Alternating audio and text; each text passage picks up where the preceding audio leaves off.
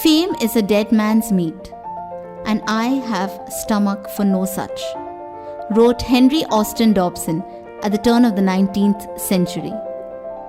All these years down, nothing's really changed. Men are still scrambling around for a spotlight, starry-eyed, running behind the same game of fame. Hello everyone, this is your host Catherine Abraham, and you're with me on a new episode of Chasing Hope.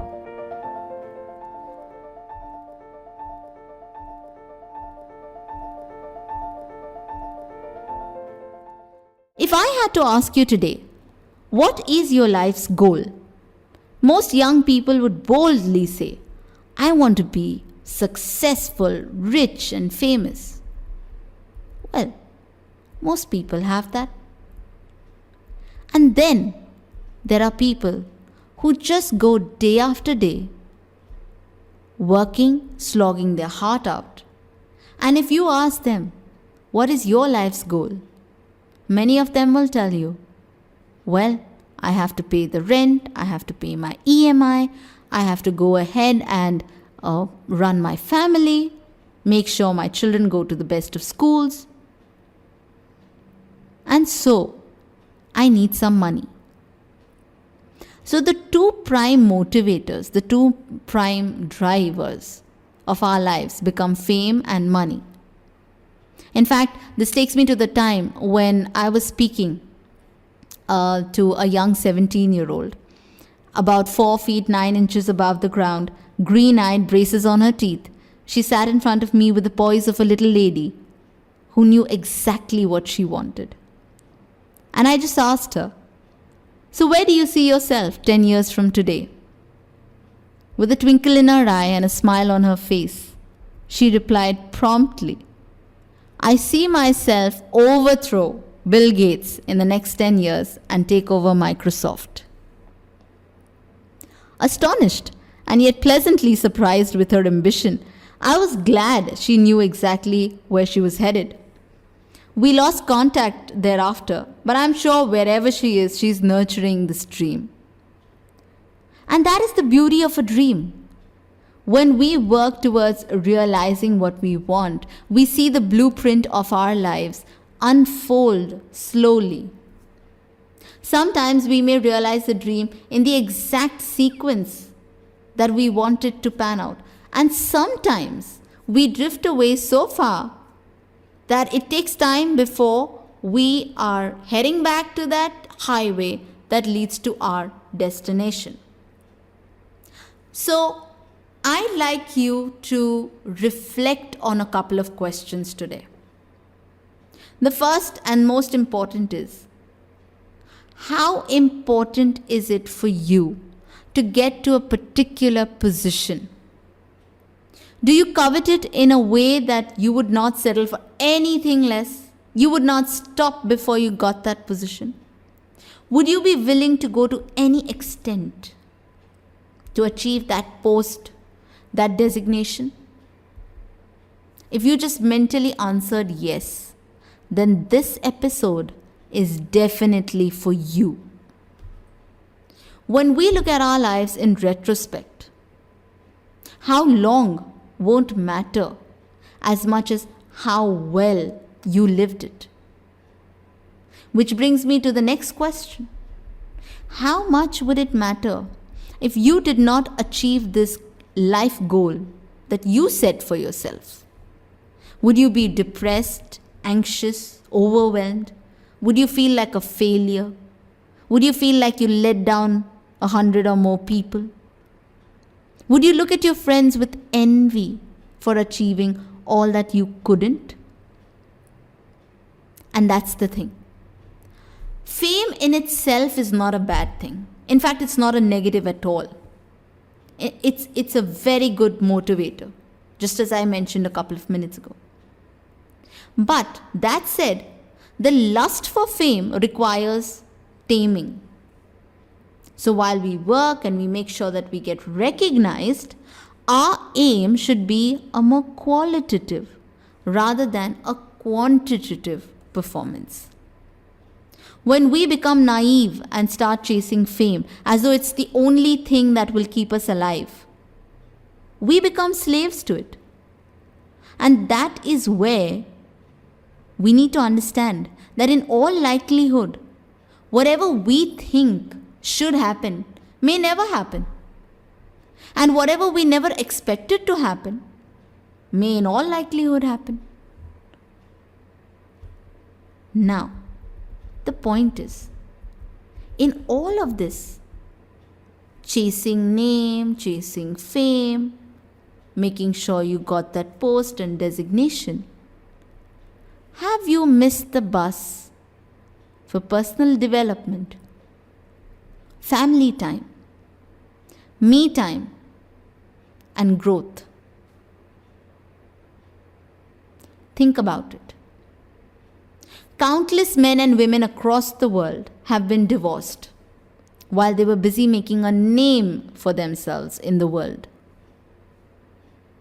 The point is, if you go back and ask some of these, they will let you know that they were trying to make that name, to earn that fame, so that they could give their families better lives.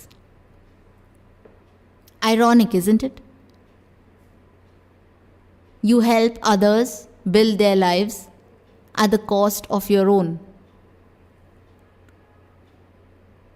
And then it becomes essential to ask, have I maintained a firm ground? Do I remember who I was when I started off as a nobody?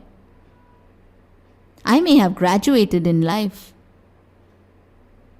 but do I remember where I started from? Do I remember what it took to get me here? Life is not only about sacrifice. It's about more. If I am sacrificing my family so that I can get more money, then the question is it worth it? If I am sacrificing my me time because a couple of authorities and superiors would give me a pat on the back and say, wow, you did an awesome job. The question is it worth it? If I sacrifice people around me and choose the lonely road just because I set a goal for myself, the question is, do I really need to walk down that road? You are who you are, my friend, and no one should be able to hurt and influence your essence. When God made each of us, and here's what the Bible says, He made us in His own image. Have you ever thought about how deep that goes? Because God made you in His image, you are already unique, you're already special. But because there are external factors, because there are people, peer pressure, you feel the need to be more. You feel the need to do more. And that's not wrong. The question is, where do I draw the line? I still recall it was around the same time when I graduated from law school. A friend of mine, we were having lunch, and over lunch he was talking to us about his grandfather. And his late grandfather had inculcated a family practice, and here's what they used to do. They would sit on the floor every single day for one meal. Because according to his grandfather, that practice kept them rooted. It kept them firmly grounded. It didn't allow that arrogance to overcome them, despite all the name, fame, and riches that they had. Think about it. A person who had everything telling his family, no, we're going to sit on the floor and we're going to make sure that every day at least one meal is had while we're on that floor. The reason is he started off humbly. He started off from a very small place. He struggled his way up. But while he developed wings, he maintained his roots. And this is why it becomes so very important that while we grow, we don't just grow as people, we don't just grow famous, but we grow in the faith. When we grow in the faith, we are able to match up to everything that we have ever thought we were destined for. In fact, when we learn to surrender who we are to God and we tell Him that you run my life the way you want to run it, that's when we really realize our life's goal. All of these name, fame, it goes off. The minute you die, you're fondly remembered. Every 365 days, you're probably remembered twice. You're probably living in somebody's memory. But when you make every day count without an interest in how much money you're going to get, what post or position you're designated for, or running beyond time, that's when you would have actually realized your life's goal and you would have actually fulfilled your life's mission. So, you don't need to be a peacock. You don't need to be a crow with peacock feathers either. You need to be yourself. You need to be true to yourself. So today when you work with the idea that you want to create a difference instead of creating a mere clout. Choose to inspire people over influencing them. And when you get a chance, be more appreciative without losing sight of the destination. We are called to be different, special and unique.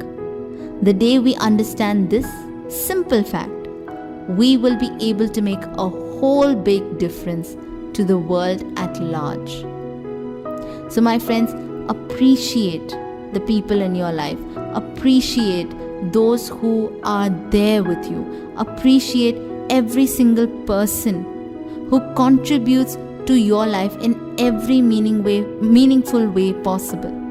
It could be a very tiny aspect of your life, but they are a part of it.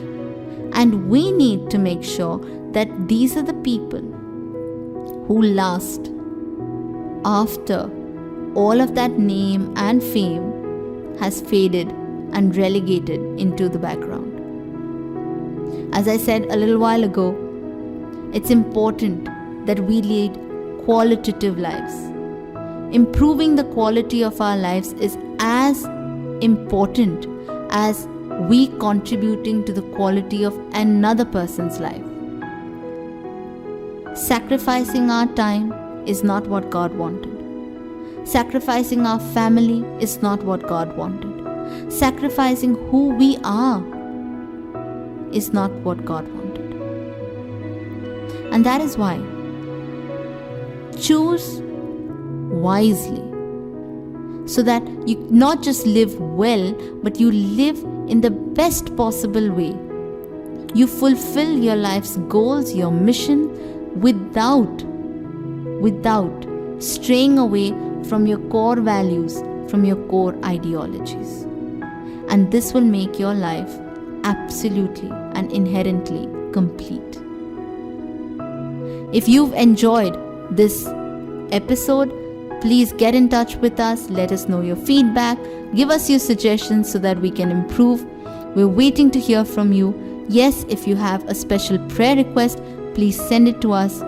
And if you have a question related to the Bible, make sure you email us. Don't forget to log on to our website www.chasinghopewithcatherine.com. Until the next episode, I bid goodbye.